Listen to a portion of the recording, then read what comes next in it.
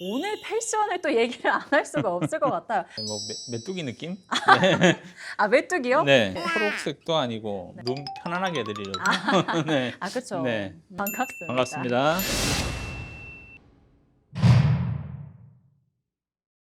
나이 들어 아이들한테 짐 될까봐 간병 보험을 하나 들었는데 이게 잘 든 건지 제 간병 보험 제대로 한번 봐주세요.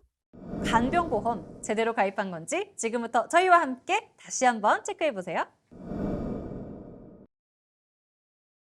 자, 오늘 사연을 살펴보면 본인 간병보험을 봐달라고 이렇게 신청을 해주셨어요. 네네. 제가 그래서 정말 열심히 네. 꼼꼼히 챙겨봤는데 네. 챙겨본 결과 네. 문제점을 발견했습니다. 간병을 받아야 될 때는 언제일까요? 입원하고 아프고 근데 봐줄 사람은 없고 이럴 때 아니에요? 정희경님한테도 저희가 여쭤봤거든요. 네. 자, 본인이 가입한 보험금이 과연 언제 지급이 되는지 알고 계시냐? 자, 그랬더니 간병 상태가 되면 뭐 보험금을 받을 수 있고 5년간 생활비도 계속 준다라고 해서 이제 이 보험을 가입했다라고 얘기를 하시더라고요.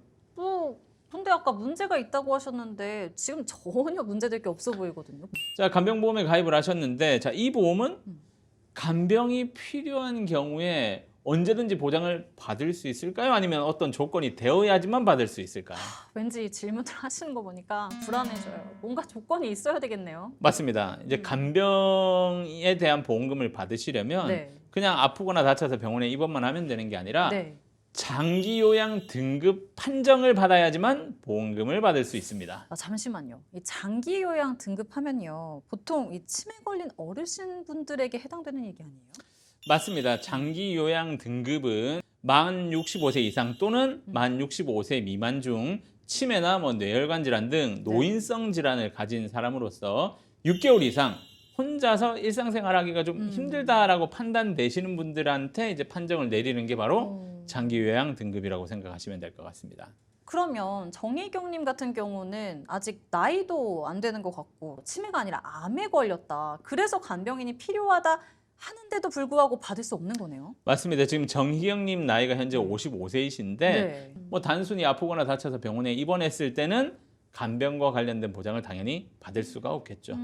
아니 그러면 매달 거의 10만 원이라는 돈을 쓰고 있었는데 뭐 보장을 거의 못 받을 뻔한 거네요. 근데 많은 분들이 이제 이런 간병보험을 가입을 할 때 그냥 문구만 제목만 보고 간병인이 필요하면 무조건 보험을 받을 수 있겠지라고 생각을 하시지만 네. 그 속을 들여다보면 전혀 다른 결과가 나오는 경우가 상당히 많죠. 아, 여기 정부에서도 간병비 부담을 2030년까지 30%로 낮추겠다라는 계획을 밝힌 것 같아요. 솔직히 간병비 보험 굳이 따로 들어야 하나? 이런 생각하시는 분들도 분명 많을 것 같거든요. 자, 여기에서 이제 좀 집중하셔야 될 건 이건 중증 환자에 대해서만 한정된다라는 얘기라고 좀 기억을 하셔야 되거든요. 네. 뭐 우리가 허리가 아파서 아니면 무릎이 아파서 뭐 이런 질환들은 전부 비중증 환자로 분류가 되니까 사실상 지원에서 좀 제외된다라고 좀 보시면 되거든요.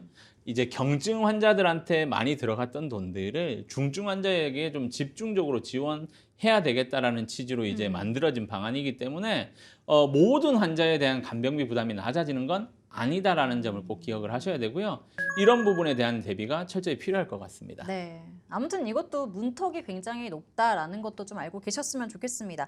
그러니까 결국에는 간병보험은 필수다. 좀 들어놓는 게 좋다. 이런 의미가 되겠네요. 그렇죠. 이제 보험과 복권에 공통점이 하나 있는데 잘 안 된다? 아니요. 확률이죠, 확률. 확률. 근데 우리가 복권 살 때도 이제 확률이 높은 매장에 가서 사야 되는 거고 보험도 보상을 받을 확률이 높은 보험에 가입을 하셔야 되거든요. 내 주변만 들여다봐도 중증 환자가 많을까요? 아니면 경증으로 병원에 통원하시는 환자가 상당히 많을까요? 라고 좀 생각해 보면 경증 환자가 훨씬 그렇죠. 뭐 자, 경증 환자는 이번 국가에서 제시한 간병비 혜택에서 제외가 되니까 결과적으로는 간병보험을 좀 잘 마련해 두는 것이 좋겠다라고 얘기 드리는 거죠. 정희경님의 간병보험을 제대로 한번 살펴볼게요. 우선 보험료 얼마인가요?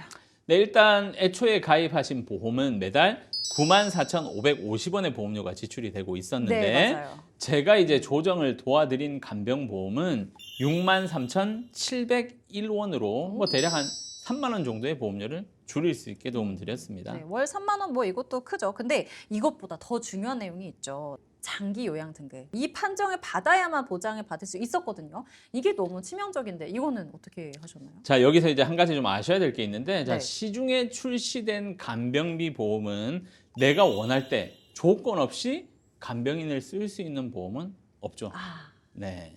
단 본인이 원하는 상황과 네. 가장 근접한 간병보험을 이제 음. 찾아야 되거든요. 네. 그럼 오늘의 사연자님의 내용과 가장 근접한 보험 찾으셨겠죠? 찾았습니다.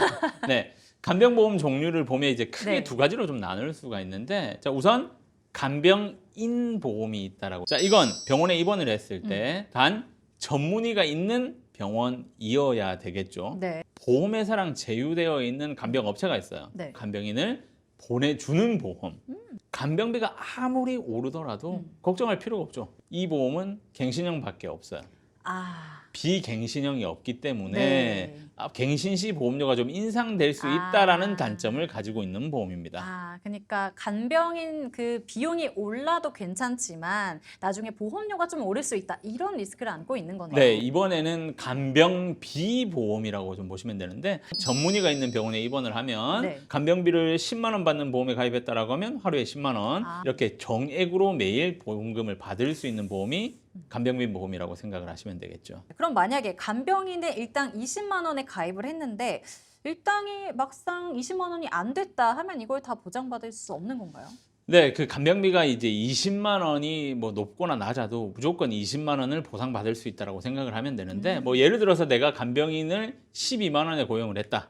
그래도 20만 원을 보상받을 수 있고요. 뭐 30만 원에 고용을 했다. 그래도 20만 원만 보장이 된다라고 생각을 하시면 되는데, 가족이 간병을 해도 네, 가입한 금액의 일당을 받을 수 있다라고 생각을 하시면 되고요.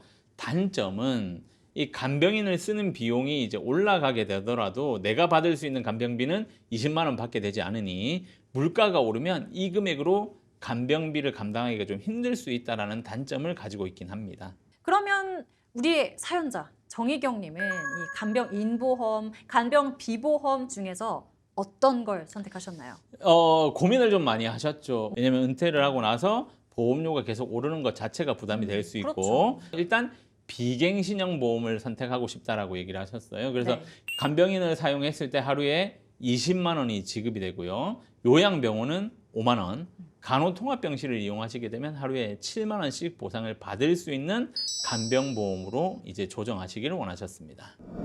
꺼진 불도 다시 보자. 제가 요즘 트러스트웨이 진행하면서 드는 생각은 바로 이겁니다.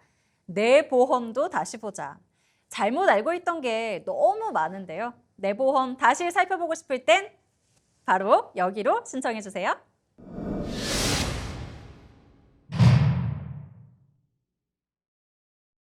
본 광고는 손해보험협회 광고 심의 기준을 준수하였으며 유효기간은 심의일로부터 1년입니다.